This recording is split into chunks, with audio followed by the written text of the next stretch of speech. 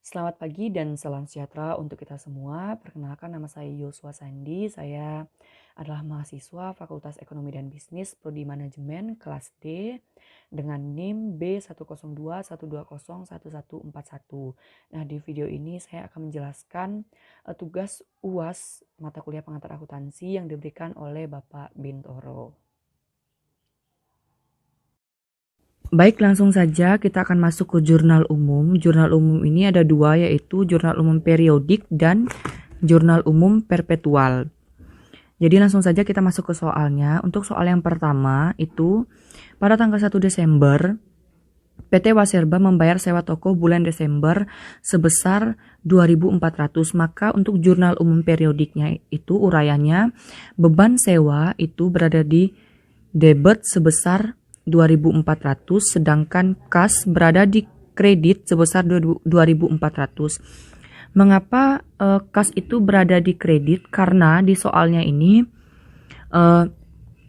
PT Waserba itu kan membayar sewa toko, maka otomatis ini kasnya pasti berkurang. Itulah sebabnya mengapa kas itu berada di kredit sebesar 2.400. Nah, untuk jurnal umum perpetualnya itu beban sewa sebesar 2.400 dan kas di BNI itu berkurang, yaitu di kredit sebesar 2.400. Lanjut ke nomor 2.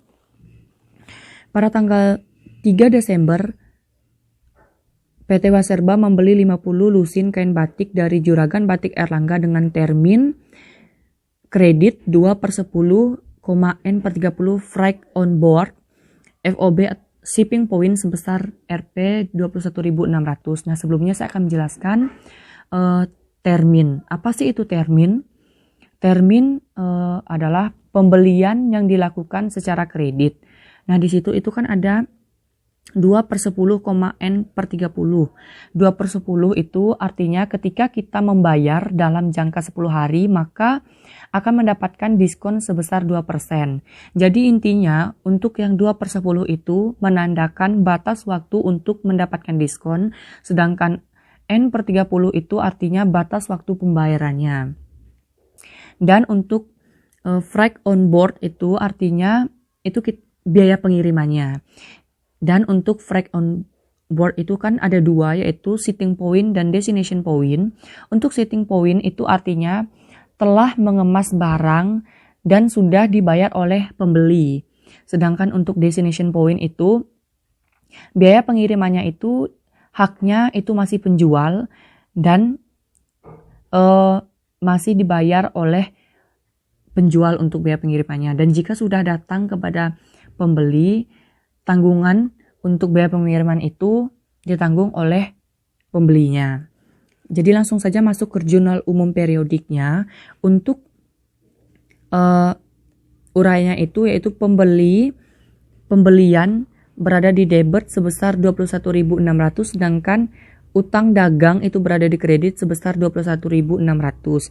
Dan untuk jurnal umum perpetualnya yaitu uraiannya persediaan barang dagang sebesar 21.600 dan hutang dagang berada di kredit sebesar 21.600.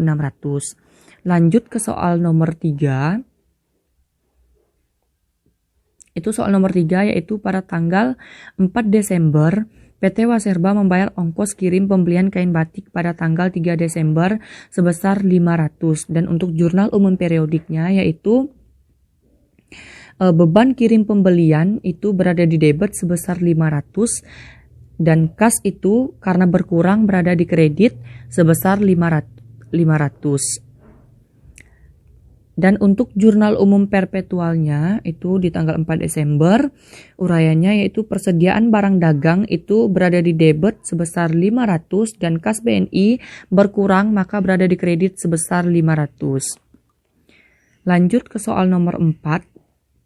Yaitu di tanggal 6 Desember, PT Waserba menjual berbagai oleh-oleh batik kepada Galeri Hatmini dengan termin kredit 2/10,N/30 FOB shipping point senilai 8.500 dan beban pokok penjualan barang yang dijual tersebut sebesar 5.000. Maka Untuk jurnal umum periodiknya itu di tanggal 6 Desember yaitu piutang dagang sebesar 8.500 di debit, sedangkan penjualan itu berada di kredit sebesar 8.500. Dan untuk jurnal umum perpetualnya yaitu di tanggal 6 Desember itu ada dua, yaitu piutang dagang itu berada di debit sebesar 8.500 dan penjualan itu berada di kredit sebesar 8.500. Dan untuk yang kedua yaitu beban pokok penjualan berada di debit sebesar 5.000 dan persediaan barang dagang itu berkurang sebesar 5.000 yaitu berada di kredit. Jadi itu untuk soal nomor 4. Selanjutnya kita ke soal nomor 5. Soal nomor 5 yaitu pada tanggal 7 Desember PT Waserba menerima pelunasan piutang dari Bapak Adi Gunawan Purba atas penjualan bulan November sebesar 8.900 tanpa diskon penjualan. Maka jurnal umum periodiknya yaitu pada tanggal 7 Desember uraiannya yaitu kas itu bertambah, maka berada di debit sebesar 8.900 dan piutang dagangnya itu piutang dagang berada di kredit sebesar 8.900. Nah, untuk di jurnal umum perpetualnya itu berbeda, itu sama dengan nomor maksud saya itu berbeda, yaitu kas BNI itu bertambah yaitu berada di debit sebesar 8.900 dan piutang dagang sebesar 8.900 dan berada di kredit. Lanjut ke nomor 6. Pada tanggal 10 Desember, PT Waserba mencatat penjualan tunai tanggal 1 sampai 10 Desember sebesar 27.200 dan beban pokok penjualannya itu sebesar 16.000. Maka jurnal umum periodiknya yaitu pada tanggal 10 Desember kas berada di debit sebesar 27.200 dan penjualan berada di kredit sebesar 27.200. Dan untuk jurnal umumnya itu sama dengan yang nomor 4 tadi, itu ada dua jenis, yaitu pada tanggal 10 Desember kas di BNI berada di debit sebesar 27.200, penjualan berada di kredit sebesar 27.200. Dan untuk yang kedua itu ada beban pokok penjualan berada di kredit sebesar 16.000 dan persediaan barang dagang berada di kredit sebesar 16.000. Lanjut ke nomor 7. Nomor 7, pada tanggal 12 Desember, PT Waserba melunasi utang pembelian barang tanggal 3 Desember. Maka jurnal umum periodiknya yaitu pada tanggal 12 Desember, utang dagang itu berada di debit sebesar 21.600 dan diskon pembelian itu yang dilakukan pada tanggal 3 Desember tadi itu kan 432, maka diskon pembeliannya itu berada di kredit sebesar 432.000 dan kasnya berada di kredit sebesar 21.168. Dan untuk jurnal umum perpetualnya yaitu pada tanggal 12 Desember utang dagang berada di kredit sebesar 21.600, persediaan barang dagang berada di kredit 432 dan kas di BNI itu berada di kredit 21.168 rupiah. Lanjut ke nomor 8. Soalnya itu pada tanggal 14 Desember Galeri Hatmini meretur beberapa barang yang dibeli tanggal 6 Desember seharga 1.500 dan beban pokok penjualan barang yang diretur sebesar 900.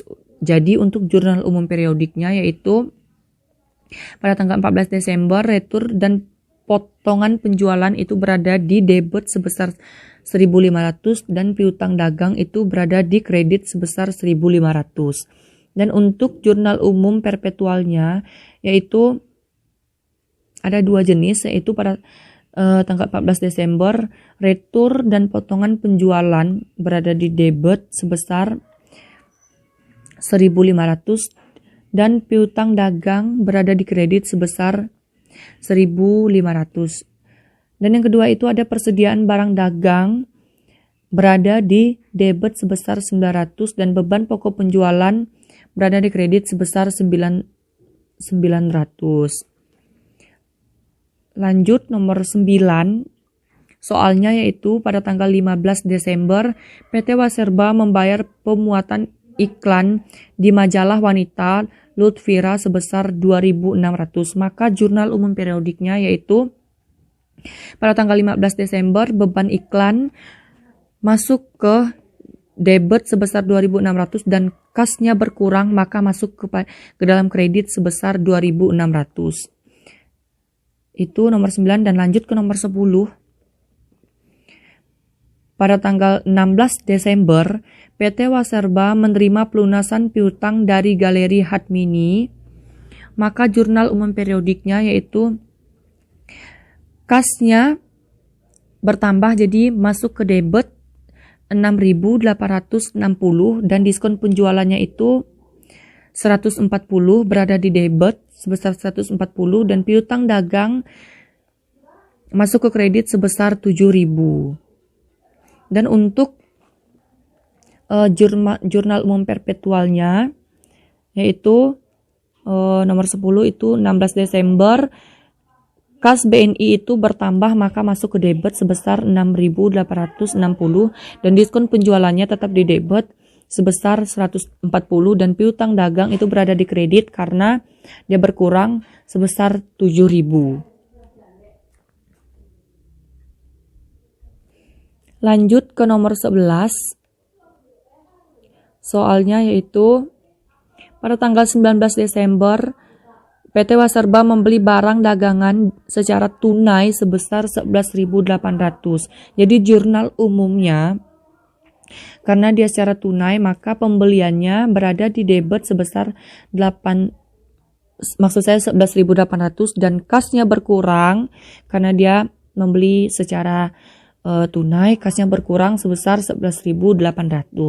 Dan untuk jurnal umum perpetualnya yaitu pada tanggal 19 Desember persediaan barang dagang itu sebesar 11.800 di debit dan kas BNI yang ada di BNI itu berkurang sebesar 11.800 dan berada di kredit. Lanjut nomor 12. Pada tanggal 19 Desember PT Waserba melunasi utang pembelian barang kepada Ibu Ariesta sebesar 9.000 tanpa mendapat diskon. Jadi jurnal umum periodiknya yaitu 19 Desember utang dagang sebesar 9.000 di debit dan kasnya berkurang sebesar 9.000 itu di kredit. Mengapa kas itu berada di kredit? Karena kas kita itu berkurang dikarenakan PT Waserba itu melunasi hutang pembelian. Itulah sebabnya mengapa kas kita berada di kredit dan karena itu berkurang. Dan untuk jurnal umum perpetualnya itu yaitu utang dagang itu berada di debit sebesar 9.000 dan kas di BNI berkurang secara otomatis masuk ke dalam kredit sebesar 9.000. Lanjut nomor 13. Soalnya yaitu pada tanggal 20 Desember PT Waserba menjual kain batik kepada butik Konstantia dengan termin kredit 1/10,N/30 FOB shipping point senilai 26.000 dan beban pokok penjualan sebesar 13.200. Nah, di sini untuk termin kredit itu sudah saya jelaskan tadi, dan sekarang jika 1/10 itu artinya ketika membayar dalam jangka 10 hari maka akan mendapatkan diskon sebesar 1%.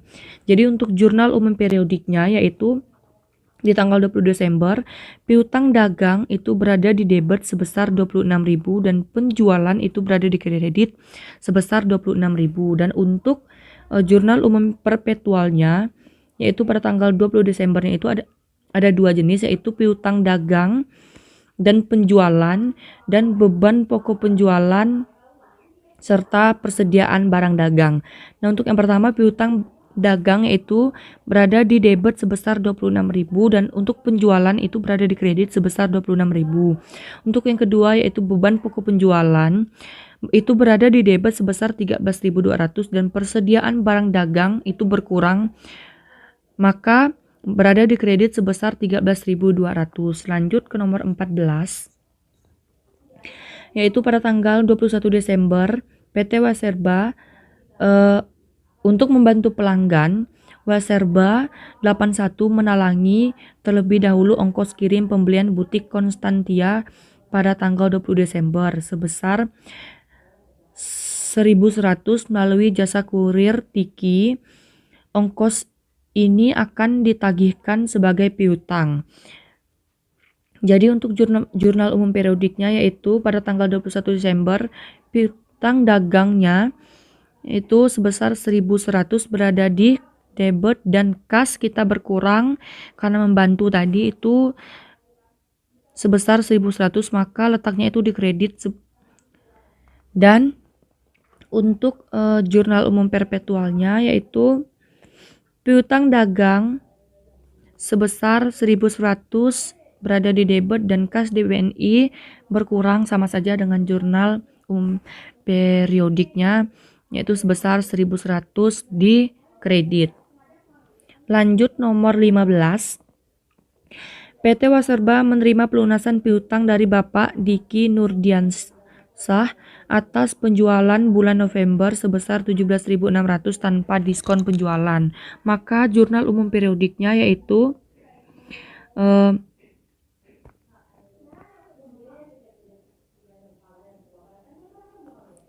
untuk jurnal umum periodiknya itu ya kas itu bertambah karena piutang kita telah dikembalikan kepada kita atau PT Waserba, jadi kasnya itu bertambah berada di debit sebesar 17.600 dan piutang dagang kita berkurang sebesar 17.600 dan berada di kredit.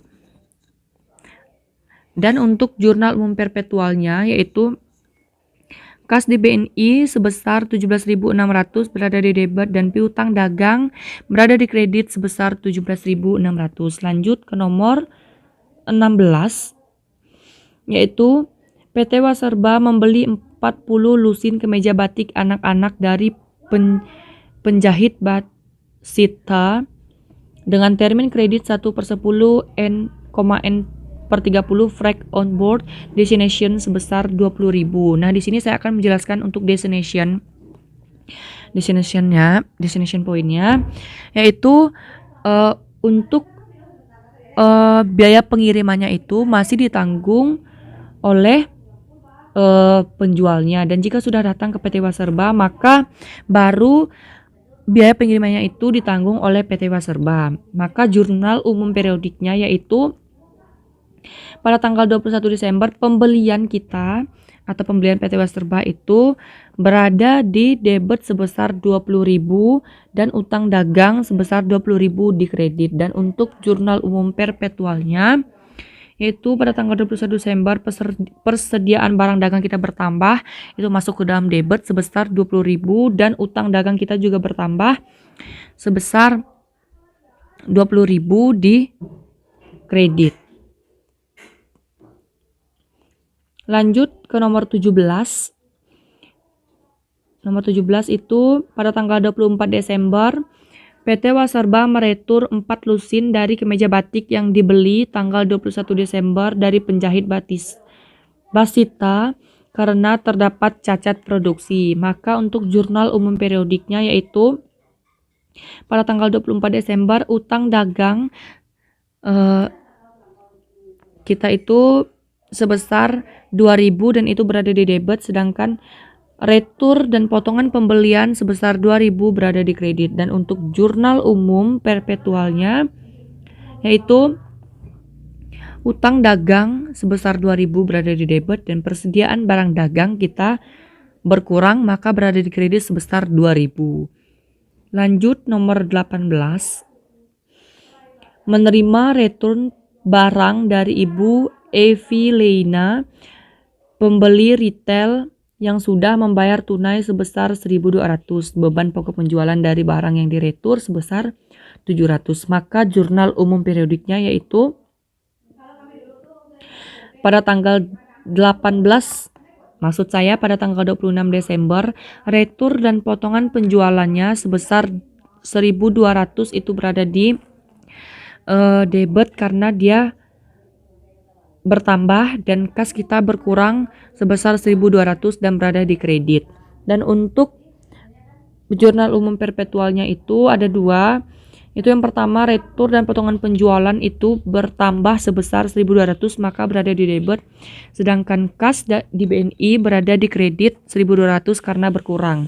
Dan yang kedua, persediaan barang dagang sebesar 700 di debit dan beban pokok penjualan sebesar 700 di kredit. Untuk nomor 19 pada tanggal 28 Desember, PT Waserba membayar gaji Desember staf penjualan sebesar 7.600 dan staf administrasi sebesar 4.800. Maka jurnal umum periodiknya yaitu pada tanggal 28 Desember beban gaji penjualan itu bertambah sebesar 7.600 maka berada di debit, dan beban gaji administrasinya juga bertambah sebesar 4.800 dan berada di debit, dan kas kita atau kas PT Waserba itu berkurang sebesar 12.400 dan berada di kredit. Lanjut nomor 2 untuk nomor 19 di jurnal umum perpetualnya yaitu sama saja, tapi bedanya itu untuk kasnya itu ada ditambah kas di BNI. Untuk beban gaji penjualannya itu bertambah sebesar 7.600 berada di debit, dan beban gaji administrasinya juga bertambah sebesar 4.800 berada di debit, dan kas di BNI kita berkurang sebesar 12.400. Lanjut ke nomor 20. Pada tanggal 29 Desember, PT Waserba membeli perlengkapan tokoh yaitu kantong pembungkus, kertas truk, label harga, dan lain-lain sebesar 800. Jadi untuk jurnal umum periodiknya yaitu perlengkapan tokoh kita bertambah sebesar 800 dan kas PT Waserba berkurang sebesar 800 dan berada di kredit. Dan untuk jurnal umum perpetualnya yaitu perlengkapan tokoh itu bertambah sebesar 800 berada di debit, dan kas di BNI berkurang sebesar 800 di kredit. Lanjut ke nomor 21. Pada tanggal 30 Desember, PT Waserba menjual kemeja batik anak-anak kepada SD Andika Pranusatya dengan termin kredit 2/10, N/30 FOB shipping point senilai 18.750 dan beban pokok penjualannya yaitu sebesar 11.250, dan untuk termin kredit 2/10, N/30 sudah saya jelaskan tadi. Hanya saya tegaskan yaitu ketika membayar dalam jangka 10 hari maka akan mendapatkan diskon sebesar 2%. Dan karena ini shipping point maka untuk biaya pengirimannya itu telah dikemas, dan untuk biaya pengirimannya dibayar oleh pembelinya yaitu SD Andika Pranusatya. Jadi untuk jurnal umum periodiknya yaitu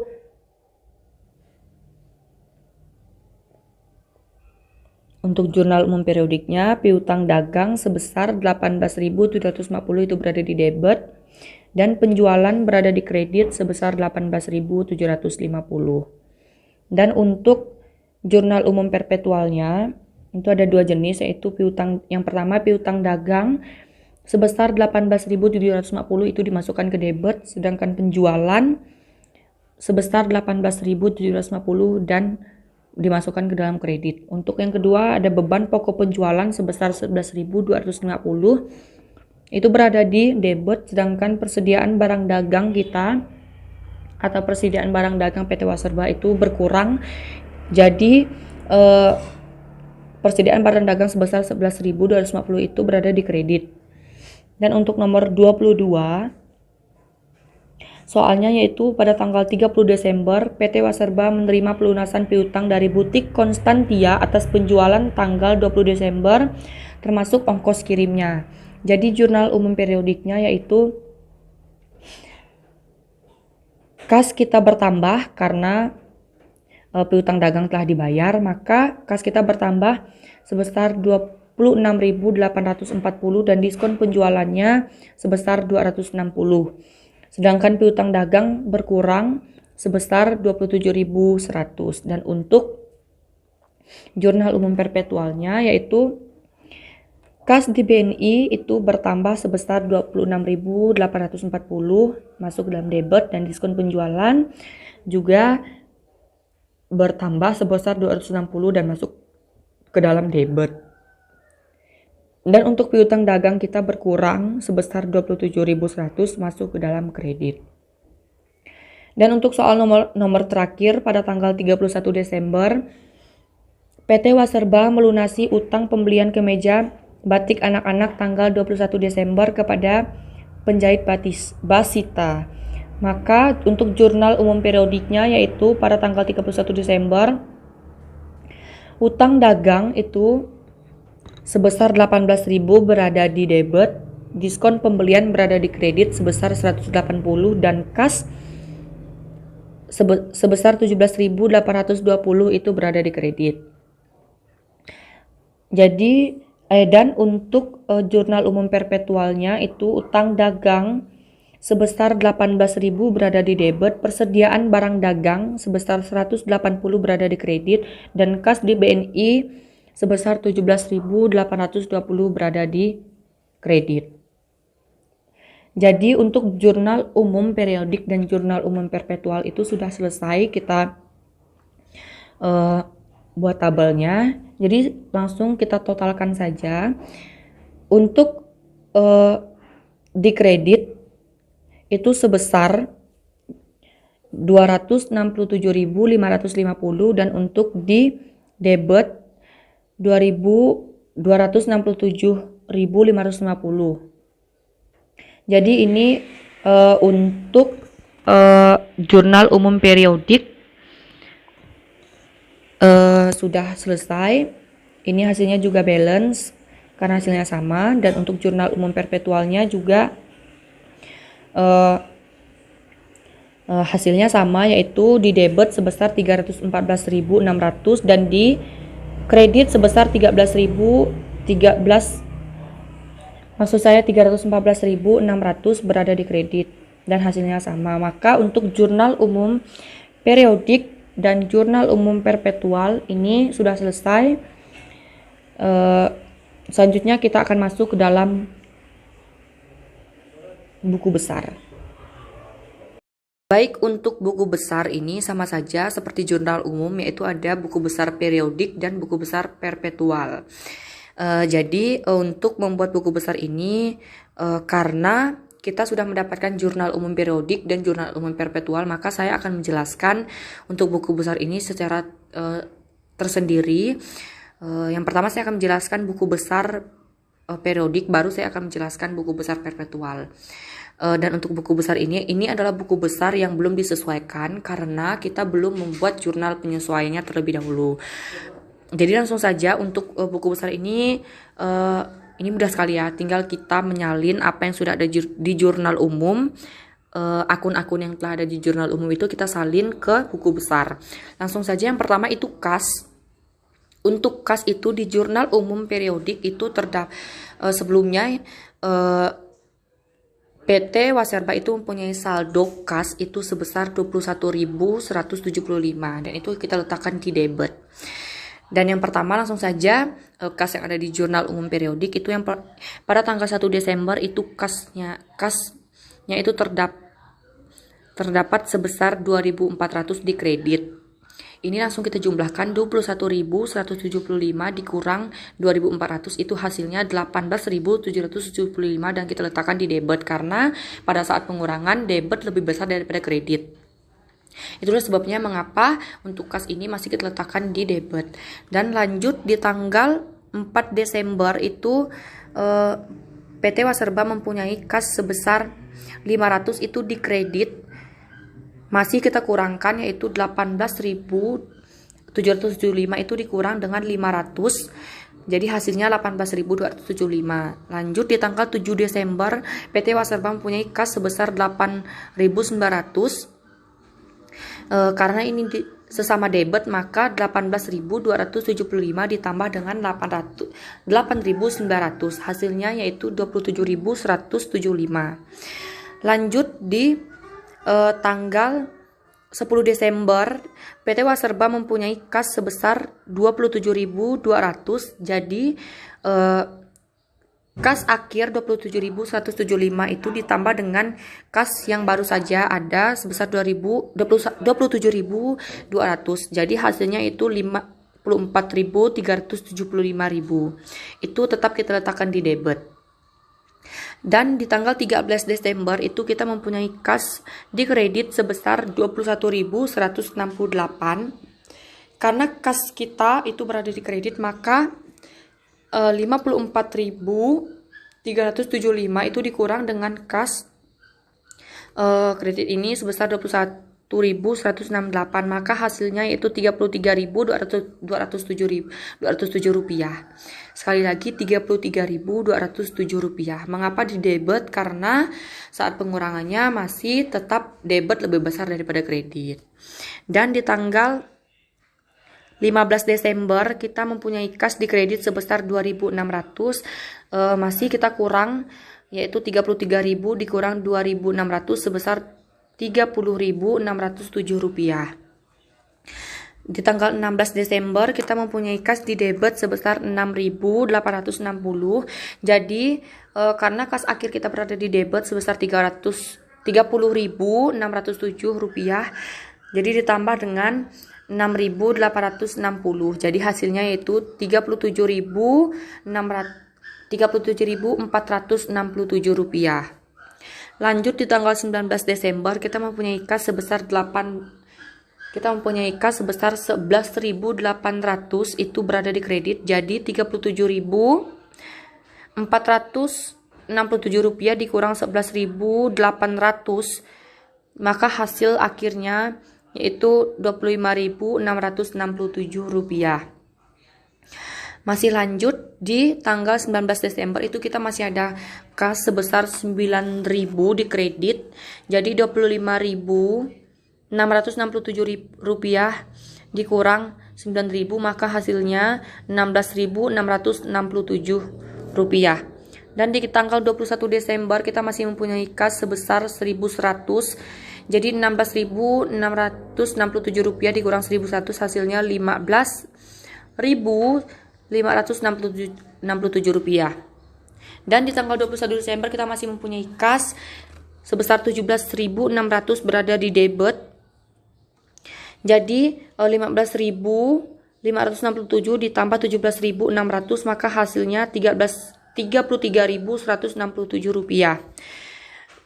Dan di tanggal 26 Desember, 28 Desember, dan 29 Desember, masing-masing tanggal tersebut terdapat kas di kredit, yaitu 1.200, 12.400, dan 800. Dan dikurang, yaitu sebesar hasilnya yaitu 18.767 rupiah. Dan di tanggal 30 Desember PT Waserba masih mempunyai kas sebesar 26.840 berada di debit, maka 18.767 itu ditambah 26.840, maka hasilnya 45.607 rupiah. Dan di tanggal terakhir 31 Desember PT Waserba kembali memiliki kas tetapi di kredit sebesar 17.820 rupiah, maka 45.607 rupiah dikurangi 17.820, jadi kita mendapatkan hasil akhir kas untuk buku besar ini sebesar 27.787 rupiah. Jadi ini adalah hasil akhir untuk buku besar di akun kas. Selanjutnya kita akan ke akun piutang dagang. Baik, ini tadi untuk buku besar periodik untuk akun kas. Selanjutnya untuk akun-akun lain seperti piutang dagang, beban-beban, persediaan barang dagang, asuransi perlengkapan toko, dan semua akun-akun yang ada di jurnal umum periodik ini sama saja ya membuatnya seperti kita membuat buku besar di akun kas. Jadi saya tidak akan menjelaskan panjang lebar karena mengingat waktu juga tidak terlalu panjang, maka saya hanya menjelaskan satu saja. Ini sebenarnya sama ya, kita memindahkan akun-akun yang ada di jurnal umum ini, di jurnal umum periodik ke buku besar. Ini sama saja membuatnya seperti yang di akun kas yang telah saya jelaskan tadi. Selanjutnya kita akan masuk ke buku besar belum disesuaikan perpetual. Ini sama saja seperti saya menjelaskan untuk buku besar yang belum disesuaikan di periodik.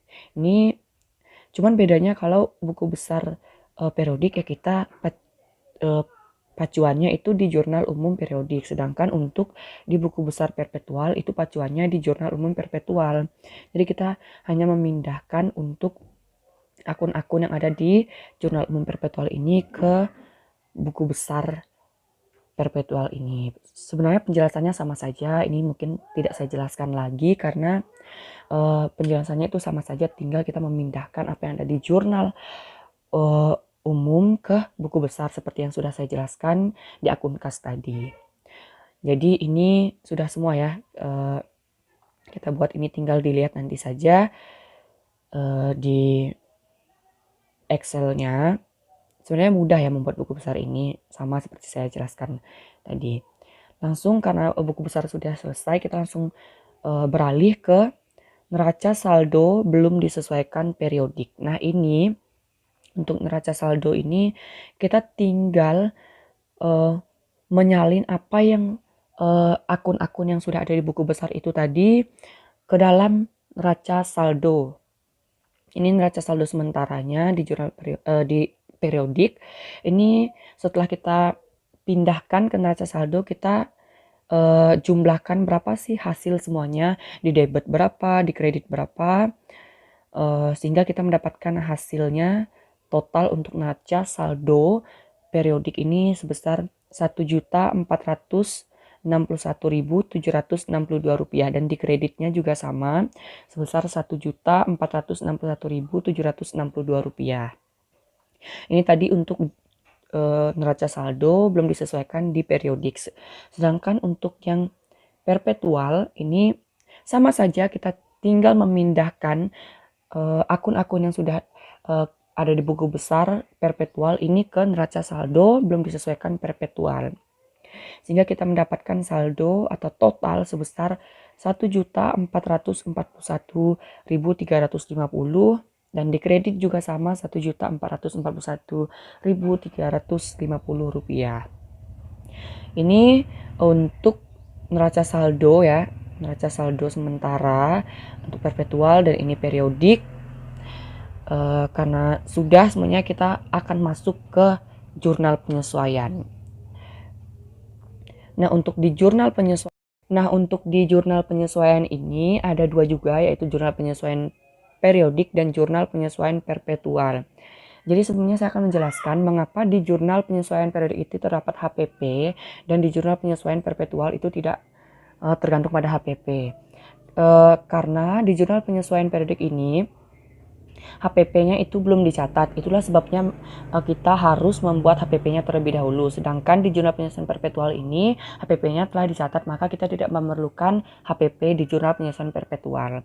Langsung saja kita masuk ke jurnal penyesuaian periodik, itu kita bahas HPP-nya terlebih dahulu. Untuk HPP-nya di sini, yang pertama kita memiliki saldo awal persediaan di 1 Januari 2013 itu sebesar Rp187.200. Lalu ditambah dengan pembelian itu sebesar Rp589.900 dan dikurangi dengan retur dan potongan pembelian dan diskon pembelian. Masing-masingnya yaitu 10.500 dan diskon pembeliannya ada 9.912 dan 20.412.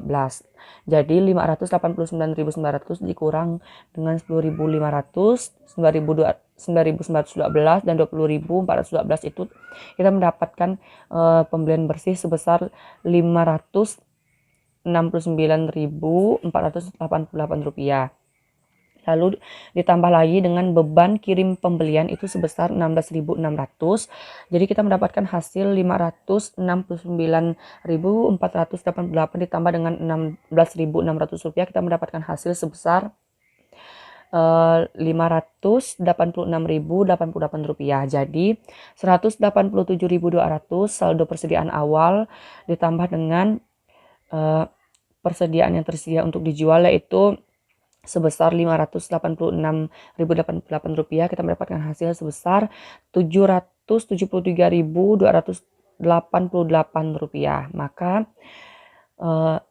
dan dikurangi dengan saldo akhir persediaan 31 Desember 2013 sebesar 196.238 rupiah, maka kita mendapatkan HPP-nya atau beban pokok penjualan itu sebesar 577.050 rupiah. Nah, setelah kita membuat HPP-nya, baru kita membuat kita sesuaikan dengan jurnal penyesuaian periodiknya. Sebenarnya kita melihat soalnya, karena soalnya di sini yang pertama hasil perhitungan fisik persediaan di toko menunjukkan bahwa nilai persediaan akhir tanggal 31 Desember sebesar 196.238 rupiah, selisih persediaan disesuaikan ke harga pokok penjualan HPP. Maka untuk jurnal penyesuaiannya itu untuk nomor 1 yaitu ada uraiannya beban pokok penjualan yang berada di debit ini yaitu beban pokok penjualan, persediaan barang dagang, retur dan potongan pembelian. Lalu yang berada di kredit itu ada pembelian, beban kirim pembelian dan persediaan barang dan dagang. Ini sesuai dengan HPP yang telah kita buat tadi ya. Ini dia sesuai dengan ini masing-masing, yaitu beban pokok penjualannya itu ada 577.000 rupiah, persediaan barang dagang 196.238 rupiah. Ini sama saja dengan HPP tadi ya. Lanjut untuk ke nomor 2 soalnya, yaitu asuransi dibayar di muka merupakan pembayaran premi asuransi kebakaran untuk toko selama 3 tahun yang dimulai sejak 1 Januari 2020 sampai 31 Desember 2022. Jadi jurnal penyesuaiannya yaitu beban asuransi sebesar 1.875 di debit dan asuransi dibayar di muka sebesar 1.875.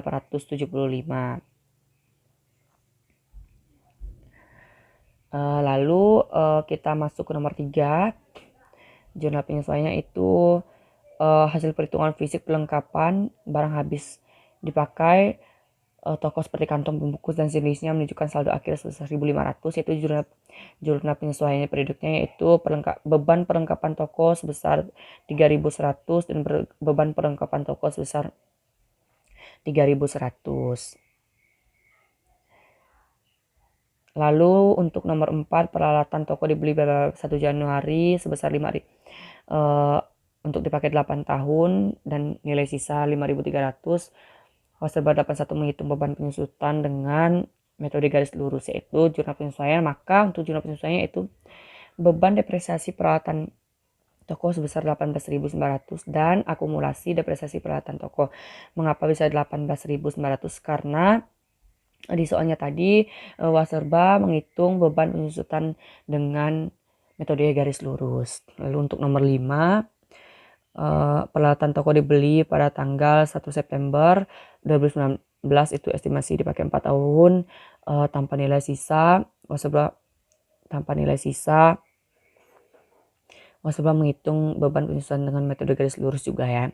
Maka untuk nomor 5 itu beban depresiasi peralatan kantor sebesar 15.000 dan akumulasi depresiasi peralatan kantor sebesar 15.000 di kredit. Lanjut ke nomor 6. Soalnya yaitu pembayaran gaji terakhir adalah periode kerja sampai 27 Desember. Toko tetap dibuka selama penjualan dan 4 orang staf administrasi. Maaf, saya ulangi untuk soalnya. Pembayaran gaji terakhir adalah untuk periode kerja sampai tanggal 27 Desember. Toko tetap dibuka selama tanggal 28 sampai 31 Desember. Gaji karyawan 50 Rp 50 rupiah per hari. Karyawan yang masuk kerja terdiri atas 6 orang staf penjualan dan 4 orang staf administrasi. Maka untuk jurnal penyesuaian itu ada beban gaji penjualan yaitu sebesar 1.200, beban gaji administrasi 800, dan utang gaji kita sebesar 2.000. Lanjut ke nomor 7.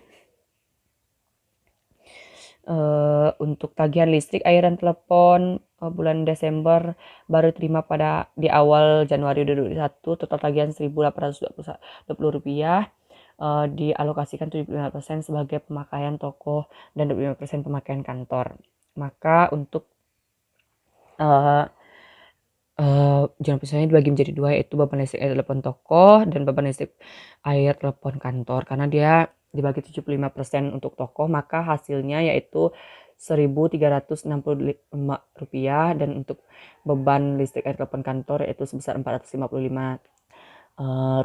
Maka beban yang masih harus dibayar yaitu sebesar Rp1.820. Lanjut ke nomor 8, jurnal penyesuaiannya yang terakhir yaitu utang bank untuk modal kerja dengan bunga 9% per tahun selama 2 tahun, pinjaman cair 1 Agustus 2020, cicilan pokok dan bunga dibayar setahun sekali, cicilan pertama jatuh tempo 1 Agustus 2021. Maka jurnal penyesuaiannya itu tentu beban bunga 1.500 di debit dan utang bunga 1.500 di kredit, sehingga kita mendapatkan total akhir untuk jurnal penyesuaiannya yaitu Rp837.895, dan di kredit juga sama yaitu hasilnya Rp837.895. Ini untuk jurnal penyesuaian periodik. Lalu untuk jurnal penyesuaian perpetual, yang membedakannya jurnal penyesuaian perpetual dengan jurnal penyesuaian periodik itu hanya nomor satunya ini saja. Karena untuk nomor 1 ini di jurnal penyesuaian periodik ini kan kita harus menyesuaikan dengan HPP, harga pokok penjualan, sedangkan untuk di jurnal penyesuaian perpetual tidak memerlukan HPP karena HPP-nya telah dicatat. Maka ini langsung ini sebenarnya sama saja ya dengan jurnal penyesuaian periodik. Yang membedakannya cuma nomor 1, yaitu di nomor 1 untuk di perpetual itu beban pokok penjualan sebesar 12.000 di debit dan persediaan barang dagang sebesar 12.000 di kredit. Untuk nomor 2 sampai selanjutnya sampai nomor 8 itu sama, dan totalnya juga beda, yaitu di jurnal penyesuaian perpetual ini totalnya itu Rp56.195, dan di kredit juga sama Rp56.195. Jadi ini tidak saya jelaskan panjang lebar karena sama saja, yang membedakannya cuma nomor 1 saja. Dan untuk neraca saldo belum disesuaikan, ini sama saja, tinggal kita maksud saya itu ini neraca saldo perpetual ya, sudah kita buat kesalahan teknis. Jadi setelah kita membuat jurnal penyesuaian, kita masuk lagi ke buku besar periodik dan buku besar perpetual. Nah, ini sama saja seperti kita membuat buku besar yang belum disesuaikan tadi, cuma yang membedakannya setiap akun-akun yang berubah yang telah kita buat di jurnal penyesuaian periodik maupun perpetual ini kita ubah di buku besar ini. Nanti hasilnya di neraca saldo penyesuaiannya ini maka berubah juga hasilnya dengan neraca saldo yang belum disesuaikan. Jadi untuk buku besar yang sudah disesuaikan saya tidak jelaskan lagi karena sama saja, yang membedakannya tinggal kita memindahkan akun-akun yang berubah berada di jurnal penyesuaian. Sama saja di buku besar sesuaikan perpetual itu sama saja.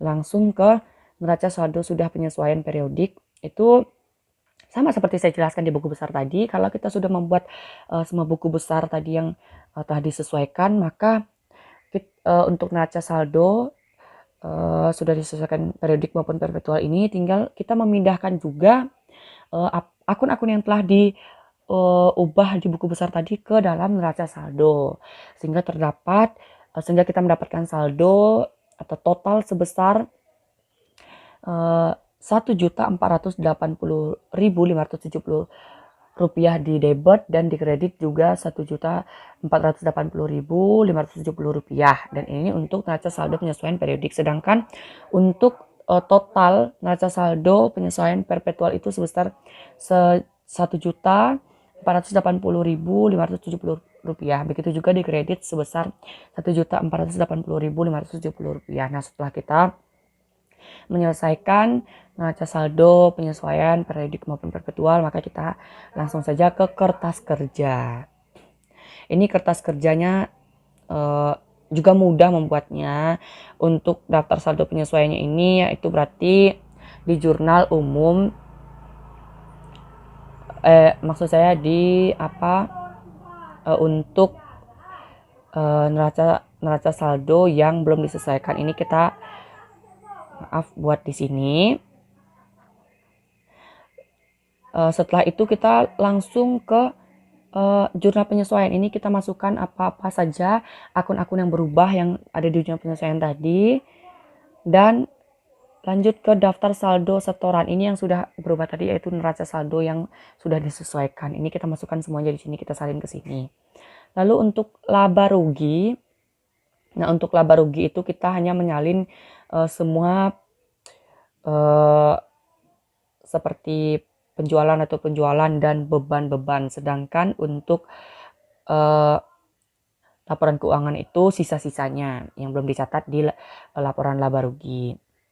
Nah, untuk laporan laba rugi ini kita mendapatkan hasil di debit sebesar 946.245 dan di kredit sebesar 1.154.150. Maka dikurangi kita mendapatkan hasil yaitu sebesar 207.905 rupiah. Dan untuk di laporan posisi keuangan juga kita mendapatkan di debit sebesar 534.325 rupiah, dan di kredit kita mendapatkan hasil atau total sebesar 326.420. Maka kita juga mendapatkan hasil debit dikurangi kredit sebesar 207.905 rupiah, sehingga untuk total akhirnya itu sama semuanya, yaitu sebesar untuk di laporan laba rugi sebesar 1.154.150 itu sama dengan kreditnya tadi. Lalu untuk di untuk di laporan posisi keuangan itu juga sama 534.325 sama dengan yang di debitnya. Nah, ini tadi untuk kertas kerja. Setelah kertas kerja periodik, kita masuk ke kertas kerja perpetual. Ini sama saja ya. Sama saja kita membuat kertas kerja periodik ini dengan hasilnya, yaitu ini bisa dilihat sendiri hasilnya sebesar sama ya. Hasilnya dengan yang di kertas kerja periodik. Selanjutnya, setelah kita membuat kertas kerja, kita langsung membuat ke laporan keuangan. Nah, untuk laporan keuangan tersendiri saya pisahkan, yaitu laporan keuangan, laporan laba rugi, terus laporan perubahan modal, dan laporan posisi keuangan. Di sini saya juga akan menjelaskan secara singkat. Untuk laporan laba rugi sama, yaitu kita hanya masukkan akun pendapatan seperti penjualan, retur dan potongan penjualan, dan beban-beban. Nah, untuk pendapatan tersendiri hasilnya yaitu 523.300 rupiah, dan untuk beban-beban hasil laba bersihnya yaitu sebesar 207.905 rupiah. Nah, ini harus sama dengan kertas kerja yang ada di periodik maupun perpetual, yaitu kita lihat dulu di laba kotor apakah sama dengan laporan posisi keuangan yang berada di debit sebesar 534.325. Ini sama ya. Karena sudah sama, langsung kita lanjut saja. laporan keuangan. Ya. Lalu setelah itu setelah kita membuat laporan laba rugi, langsung kita masuk ke laporan perubahan modal. Nah, di laporan perubahan modal ini kita langsung masukkan modal, yaitu modal awal, laba bersih, dan saldo laba. Sehingga kita mendapatkan modal akhir sebesar Rp348.005. Lalu selanjutnya laporan posisi keuangan, ini kita juga masukkan harta lancar, lalu harta dan utang. Kalau di harta ini kita mendapatkan total harta lancar sebesar Rp272.825 dan total utang lancar sebesar Rp48.520. Lalu untuk harga tetap, peralatan toko, akumulasi depresiasi kantor, sehingga kita mendapatkan total harta sebesar Rp416.525 dan utang total modal sebesar Rp416.525. Lanjut, setelah kita membuat laporan keuangan, kita masuk ke jurnal penutup. Ini kita menutup semua akun-akun tadi, dan di sini yang pertama ditutup yaitu penjualan, karena ini wajib ya, untuk akun penjualan ini wajib diletakkan di awal untuk di jurnal penutup, karena penjualan di tahun sebelumnya ataupun tahun mendatang itu harus berbeda. Jadi ini ada jurnal penutupnya, sehingga kita mendapatkan total untuk di jurnal penutupnya sebesar 2.353.000, maksud saya 2.353.300, dan dikreditnya juga sama. Lalu setelah kita membuat jurnal penutup, maka untuk terakhir kita membuat neraca saldo penutup atau daftar saldo penutup. Ini kita hanya memasukkan akun-akun yang tidak ada di jurnal penutup. Kalau di jurnal penutup itu tadi kan akun-akunnya seperti penjualan, ini seperti pendapatan dan beban-beban.